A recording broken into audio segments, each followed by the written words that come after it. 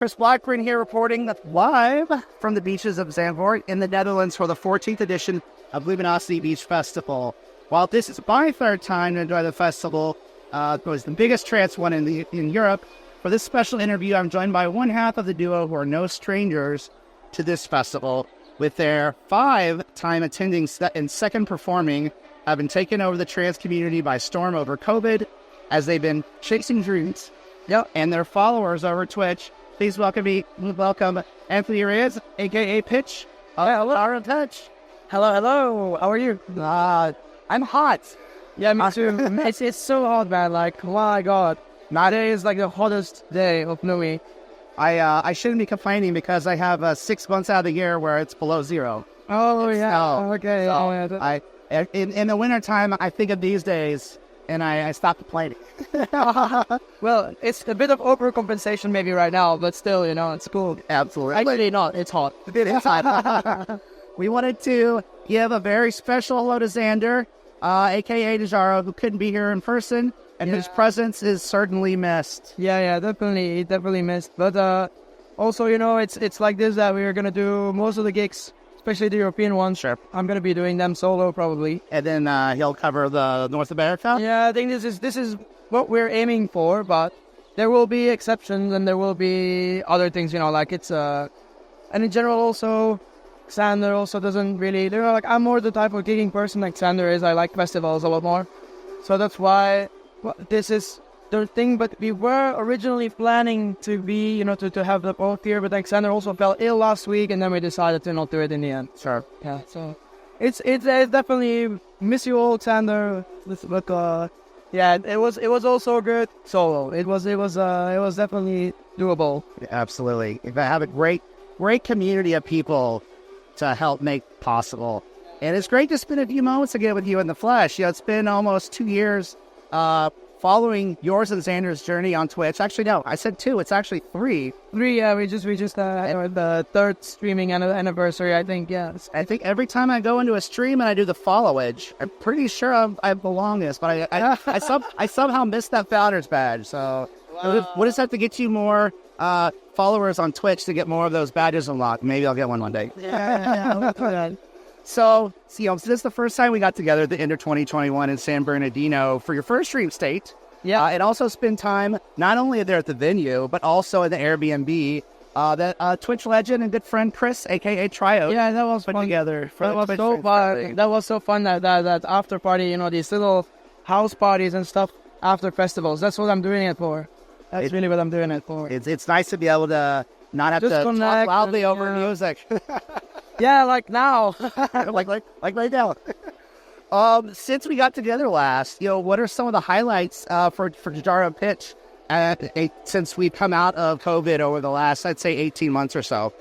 Well, it's just been incredible. Like, I don't even know where to start, because suddenly this whole thing with Twitch turned into real life gigs and real life shows, and all these people that were just people in the chat just became real. Luminosity is definitely one of the highlights. Yes. We are here, of course, and I think that the thing with Luminosity is that everyone is here.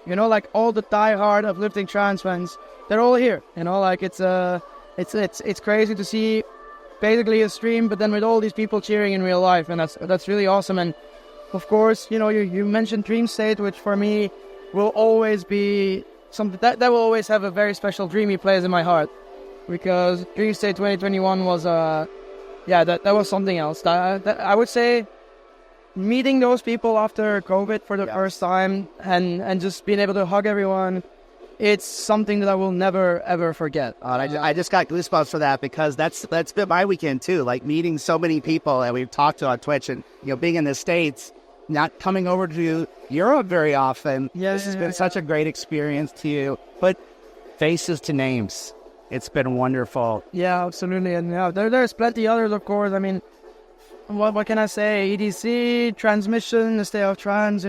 It's just absolutely nuts that we were able to to do all that. I didn't ever dream about that. You can say like chasing dreams and whatever, but really, You're living that. You're living. Yeah, but but also I'm trying to really not have too many dreams and definitely no expectations, because I think it's really, really important to just let things come as they do and just take things as they are and as they come.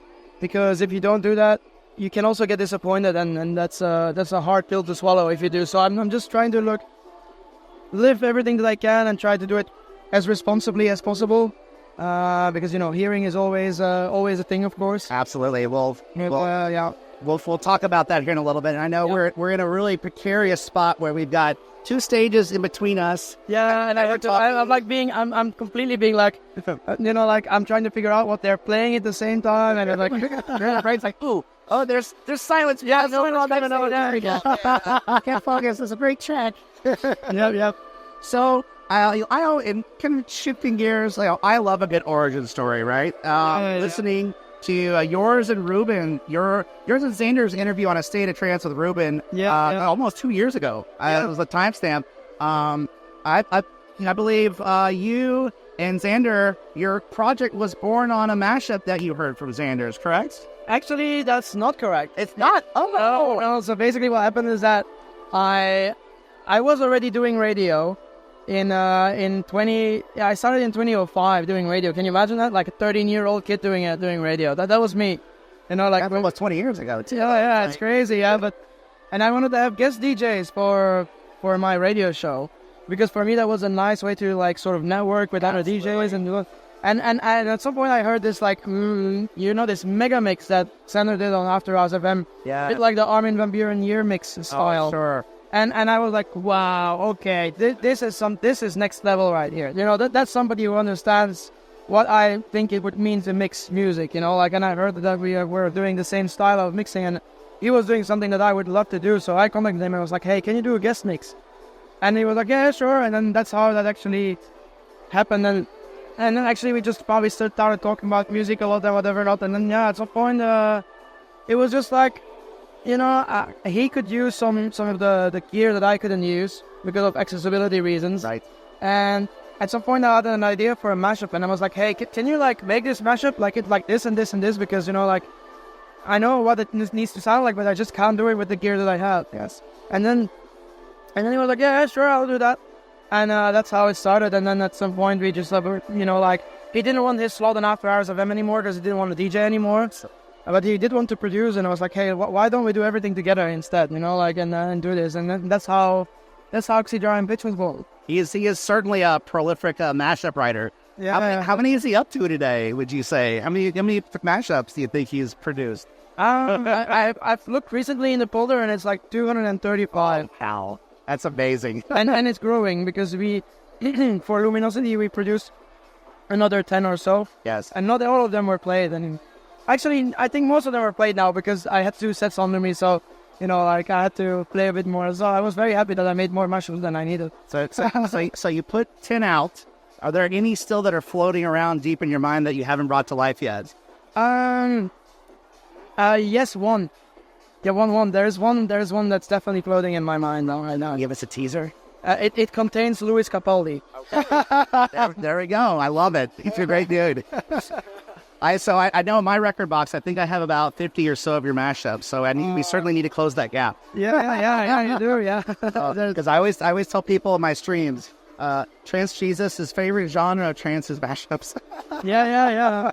Well, I definitely, we definitely have to close that gap somehow. So I was looking at that, listening to that same interview with you and Ruben, and I was really intrigued by that question. If you weren't a DJ today, what would you do? And you delve into a little bit of the fact that you would be a podcaster. That is true. I had two passions as a child, like a 10, 11, 12 years old child, was radio and DJ. And that's how also the Twitch stream came together, because it's a bit of both, it's a bit of announcing, a bit of radio show type thing, but then also, mixing. But if I wasn't really expecting to do any of that, so I actually did communication and media studies, and then I actually did also some journalism studies after that, specifically radio journalism, and it was really something that I really loved doing, and I started really getting the hang of doing these kind of documentary style podcasts about really interesting stories. For example, I had dinner with a polyamorous couple, and we just talked about that, and we went into the poly bar and stuff like that.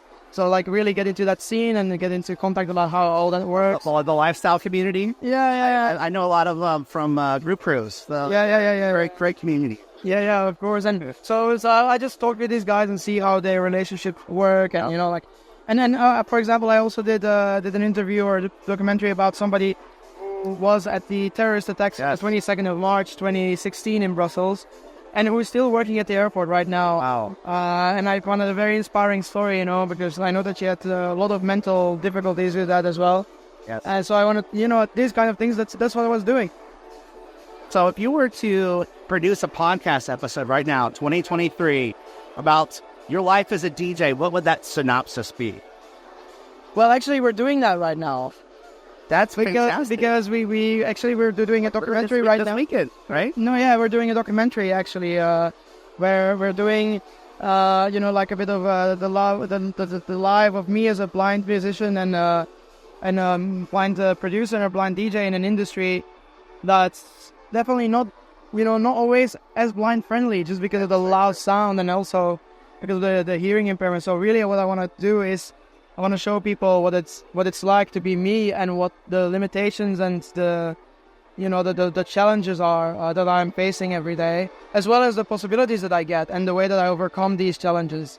And that's what we're doing now. We're slowly starting the recordings, and we're gonna release some episodes of that in the coming months on YouTube as well. So watch out for that on YouTube. That sounds exciting. I am really excited to check that out. For the trans family, both old and new, your journey as a trans lover in Belgium, to playing some of the biggest stages like Luminosity this weekend is truly a testament that you can do anything if you chase your dreams. And I know that mantra's been a big part of your life, given that no matter what has been thrown your way, you've been pressing on, given your challenges with Norrie's disease and championing to help the Norrie Disease Foundation. I really am doing everything about it, and I think it's, for me personally, that's really what it's about. For me, what I want to do is show that music can actually bring people together and healing. Yeah, and transcend the borders of a reality that we have, and actually enable us to do more. And I mean, I've only been able to do more because of the amazing blessing. Sorry that I said that a blessing now, but the amazing blessing that I got from a trans Jesus here. From everyone. The Twitch trans family. Yeah. Been phenomenal. But the blessing that people liked my music, and that's the reason why I can do what I do right now. And I mean, it may sound cliche and stuff, but I'm at a point in the industry still that I don't have to do it for the money, because I would then do something else. So I'm really just trying to give something back now for as long as I still can do it, because nobody knows how long that will actually be. Certainly. But taking advantage of that platform right at this point in time. And to speak of that, since you've teamed up with the Norrie Disease Foundation and you're part of their board, can you share some of the impact that you've been able to contribute and using that money from the Twitch trans family, and how that's helped through some of the massive raid trains for that foundation? So basically, we're spending that money very wisely. Part of that money is not spent yet, because we are actually also having, there's 2 research teams right now that are doing their work for the Norrie Disease Foundation. And at the moment, we are having funding from the RNID, which is like the Royal Organization for the Deaf. Sure. Which is also really fueling that.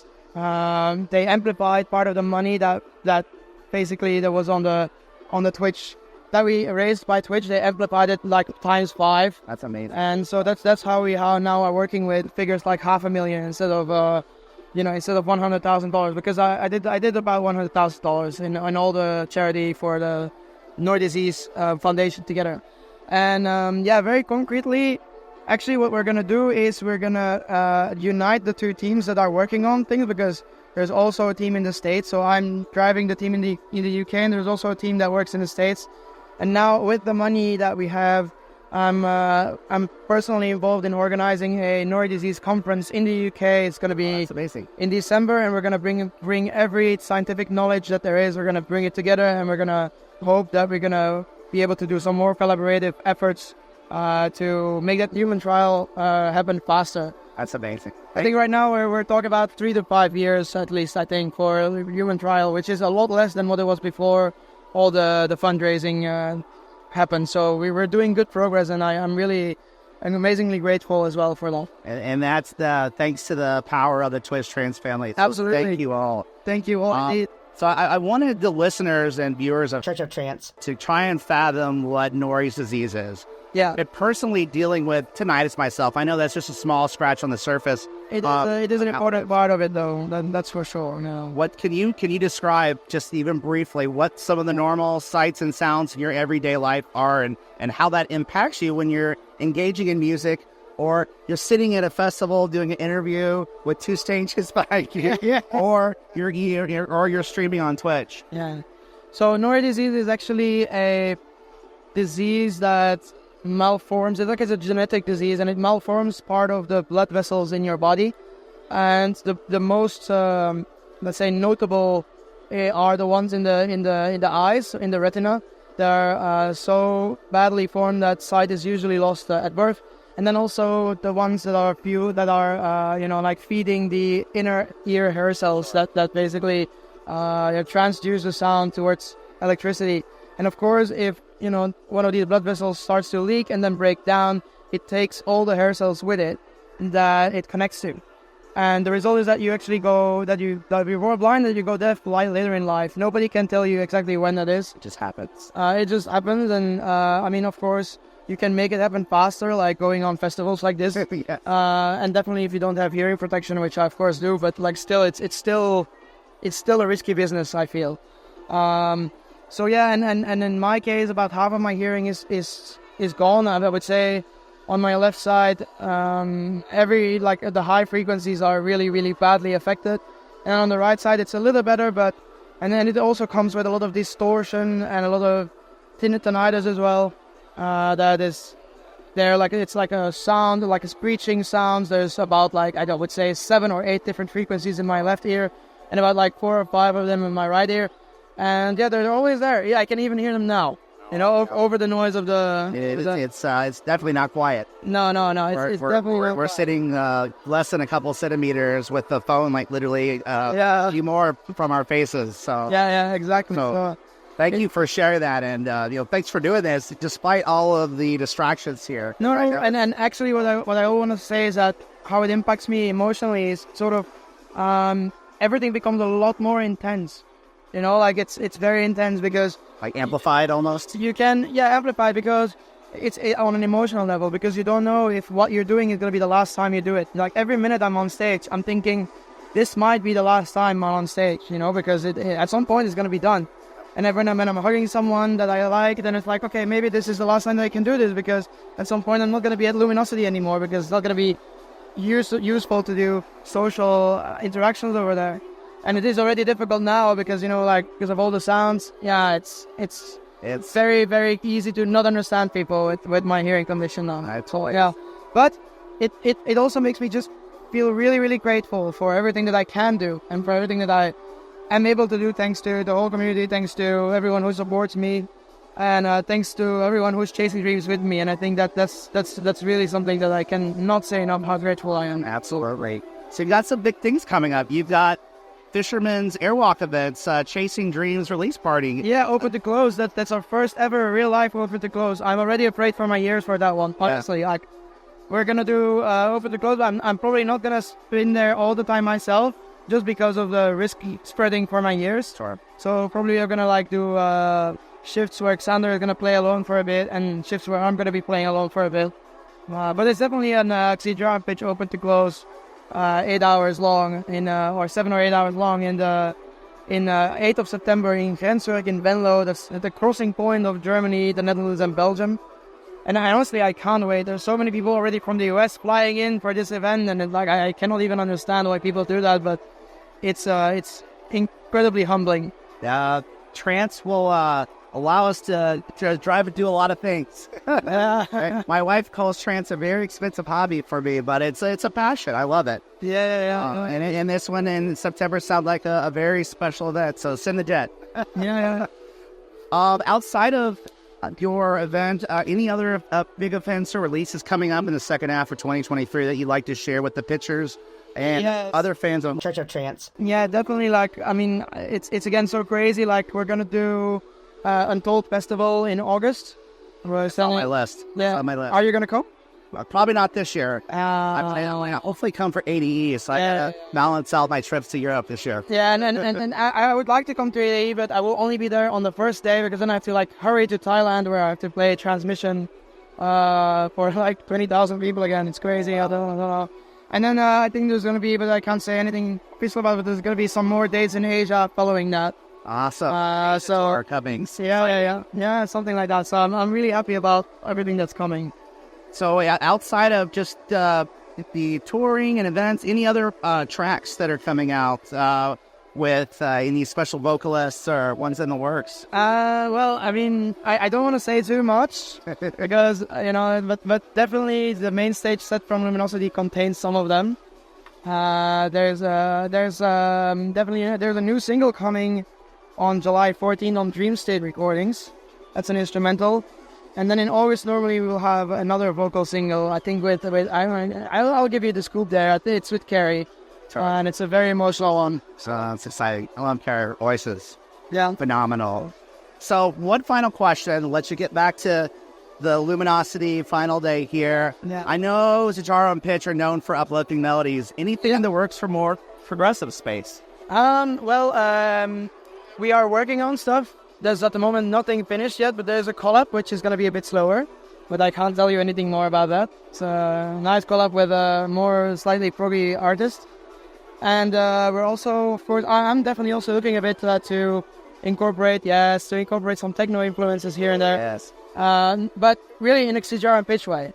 Like if I want to do like techno, I don't want to do like complete techno and then without any I want to keep the melody alive and challenge ourselves to include some of the newer elements that come from techno, basically, but still really do all the XiJaro and Pitch epic melody stuff as well. Well, thanks for sharing some of that, Anthony. And thank you for sharing your time. Love you guys. Special shout out to Xander. And for everyone else listening online, it's been an honor, being a part of your community. Thank you so much for being there. Thank you so much for being there, and thank you so much for being there, everyone. And of course, keep on chasing dreams, and thank you for having me. Take care.